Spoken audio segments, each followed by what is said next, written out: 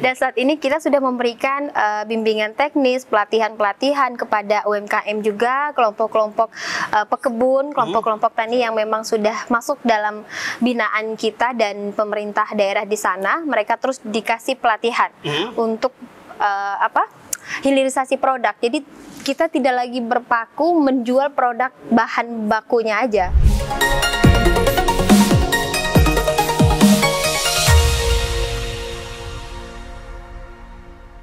Dari ruang Komisi 4 DPR RI Senayan, Jakarta, bincang tipis-tipis kembali menjumpai Anda bersama saya Erman Tale Daulay di channel Tale Tries Info. Di channel ini berbagai isu terkini yang menjadi perhatian publik dan narasumber yang kita hadirkan untuk membahas isu tersebut akan kita iris-iris menjadi tipis-tipis.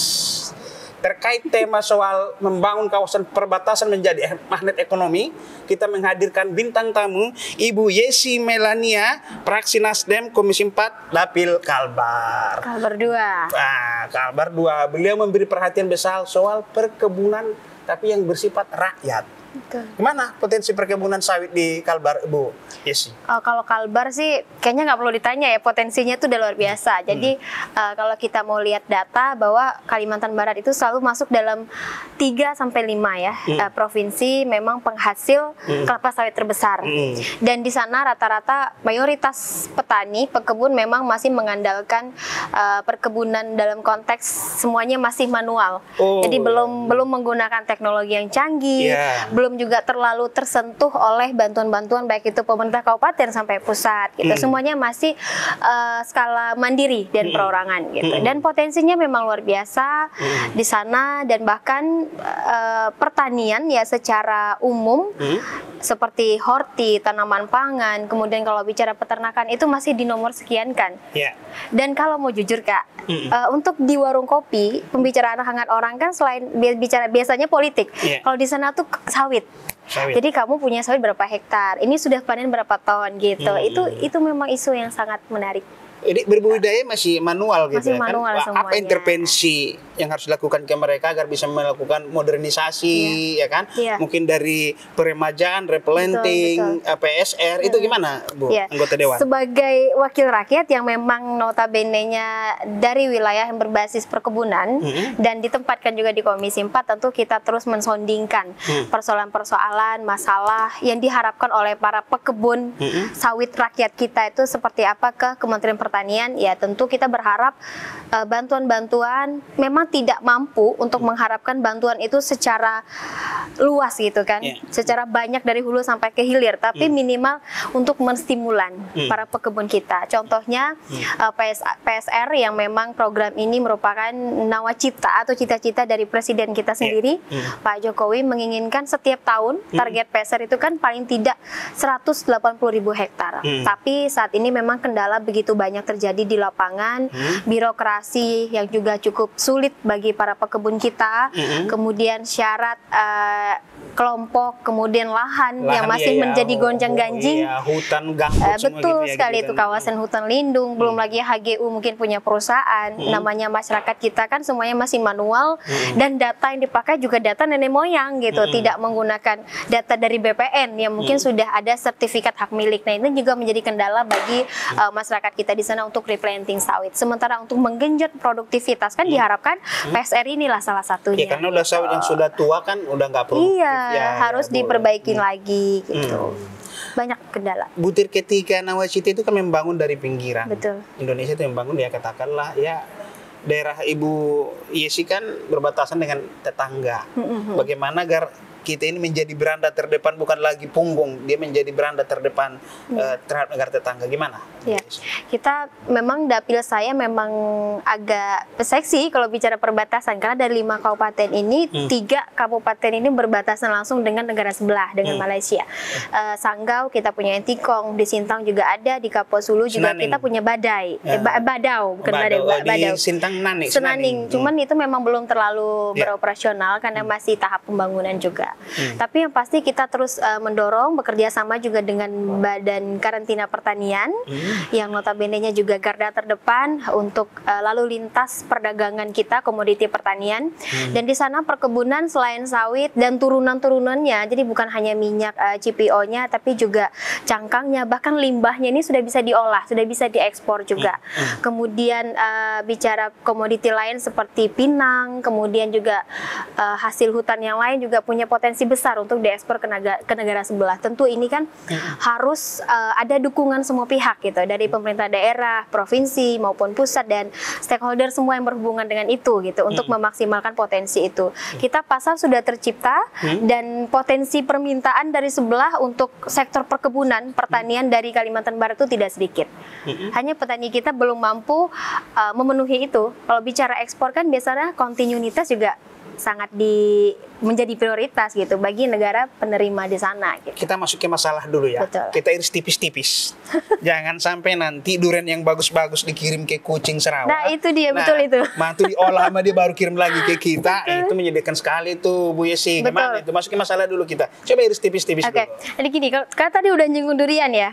Di sana kan terkenal duriannya enak sekali tuh. Udah pernah belum ke Sanggau? Sudah pernah. Jadi biasa kan kita sering festival kan, festival durian, Pak Gubernurnya juga konsen akan itu, dan Sanggau selalu menjadi pemenang.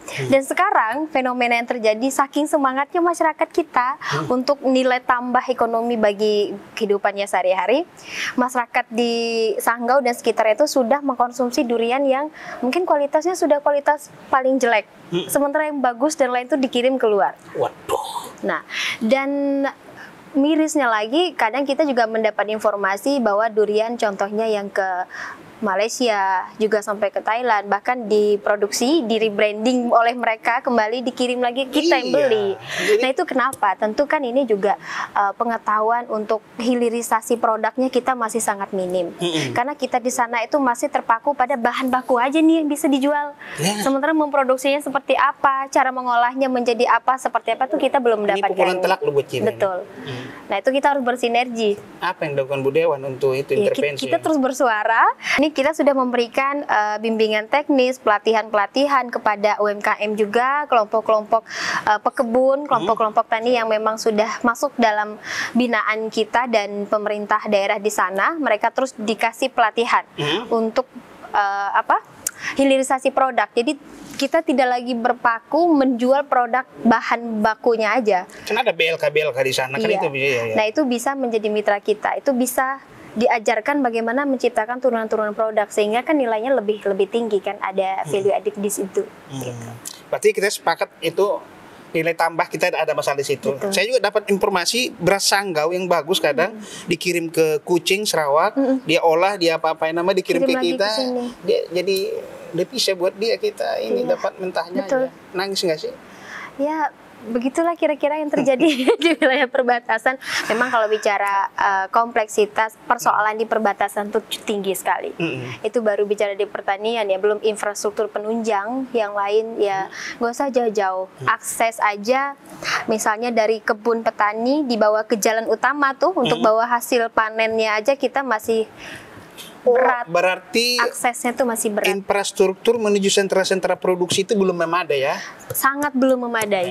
Ya, dan hasil pertanian itu membusuk di batangnya gitu ya? Itu yang banyak terjadi. Dan kedua juga bicara pemasarannya, kita kan seharusnya sudah berpikir bukan lagi pasar konvensional yang ketemu secara langsung gitu kan, penjual dan pembeli. Tapi kita juga bicara ada wadah, ya akses sekarang teknologi digitalisasi kan bisa kita manfaatkan. Iya, tapi di sana belum bisa, masih banyak blank spot.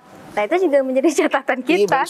Jadi kalau bicara pertanian dan semuanya itu ya memang akses infrastruktur dasar aja kita belum terpenuhi maksimal. Ya blank spot itu satu kendala karena kalau ada digital, pemasaran digital itu barang yang di Skadau kita posting saat bersamaan sampai ke Cartagena, sampai ke Kanada, sampai ke Frankfurt, sampai seharusnya ke sudah begitu kan? Iya. Tapi kan kondisinya belum.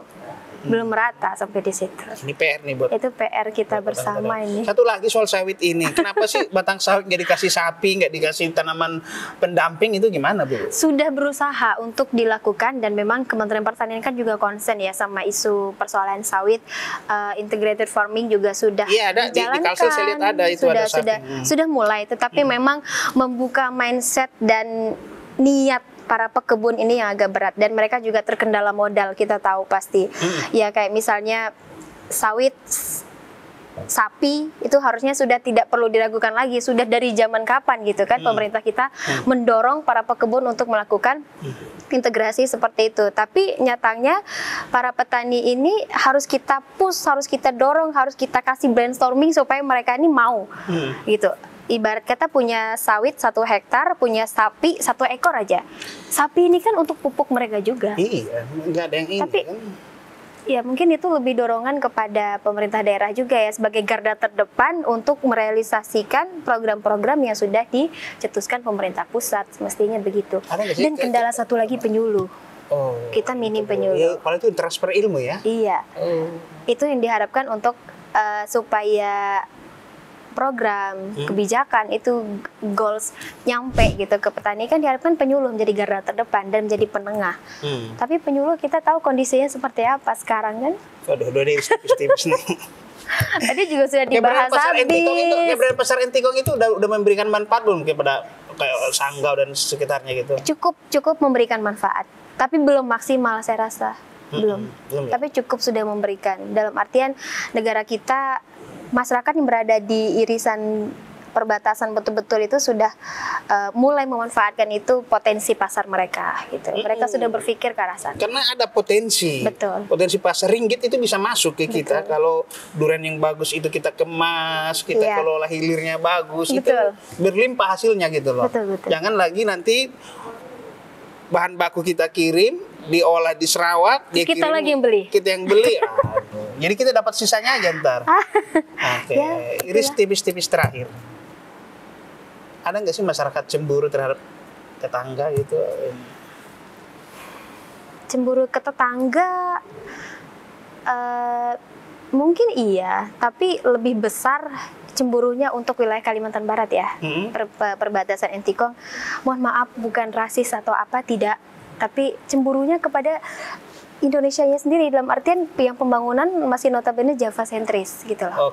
Dicemburukan lebih besarnya ke situ. Kalau negara tetangga mereka nggak terlalu cemburu sosial yang seperti apa, tidak. Jadi lebih ke situ. Demikian bincang tipis-tipis dengan Ibu Yesi Melania, anggota Komisi 4 Fraksi Nasdem dari Dapil Kalbar 2. Sampai bertemu kembali.